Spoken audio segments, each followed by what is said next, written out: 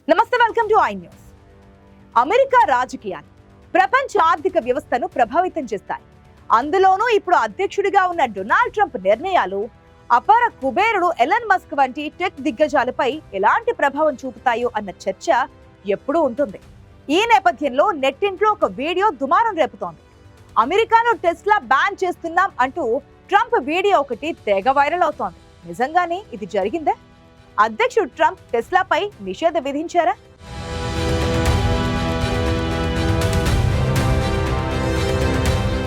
అమెరికాలో రాజకీయ వాతావరణం నిరంతర చర్చనీయాంశంగా ఉంటుంది. అధ్యక్షుడు డొనాల్డ్ ట్రంప్ తీసుకునే విధాన నిర్ణయాలు, ఆయన వ్యాఖ్యలు తరచూ సంచలనం సృష్టిస్తాయి. ఈ క్రమంలోనే ప్రపంచ కుబేరుడు టెస్లా అధినేత ఎలన్ మస్క్, అధ్యక్షుడు ట్రంప్ మధ్య ఉన్న సంబంధాలు, వారి వ్యాపార విధానాలపై ఎలాంటి ప్రభావం చూపుతాయో అన్న ఉత్కంఠ ఎప్పుడూ ఉంటుంది.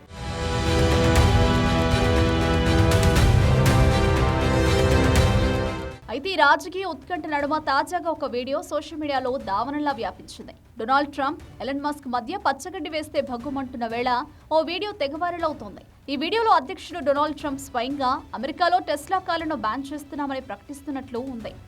ఈ వీడియో చూసిన జనాలు ఒక్కసారిగా షాక్ అయ్యారు. అమెరికాలో టెస్లాకు షాక్ తగిలిందా అంటూ ఆందోళన చెందారు. దీనికి తోడు ఇటీవల ఎలన్ మస్క్ చెందిన స్టార్ లింక్ కు ఇండియాలో గ్రీన్ సిగ్నల్ ఇచ్చింది కేంద్రం. దీంతో ఈ వీడియోను కొందరు ఇది నిజమేనని నమ్మి షేర్ చేయడం మొదలుపెట్టారు.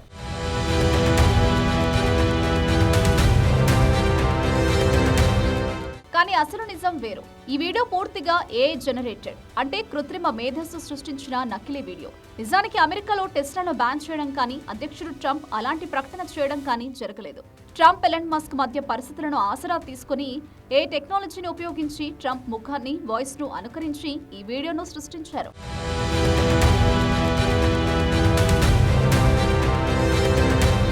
ప్రస్తుతం ప్రపంచవ్యాప్తంగా డీప్ ఫేక్లు, ఏఐ జనరేటెడ్ వీడియోలు ప్రమాదకరంగా మారుతున్నాయని, ప్రజలు ఇలాంటి నకిలీ వార్తలను నమ్మవద్దని నిపుణులు హెచ్చరిస్తున్నారు. సమాచారాన్ని ధృవీకరించుకోకుండా షేర్ చేయవద్దని, ఇలాంటి వీడియోలు అపోహలను సృష్టిస్తాయని, సమాజంలో గందరగోళానికి దారితీస్తాయని సైబర్ నిపుణులు పదే పదే గుర్తు చేస్తున్నారు. అధ్యక్షుడు ట్రంప్ ప్రభుత్వంలో టెస్లా తన కార్యకలాపాలను యథావిధిగా కొనసాగిస్తోంది. కాబట్టి ఇలాంటి నకిలీ వార్తలకు దూరంగా ఉండండి. వాస్తవాలను తెలుసుకోవడం మంచిది.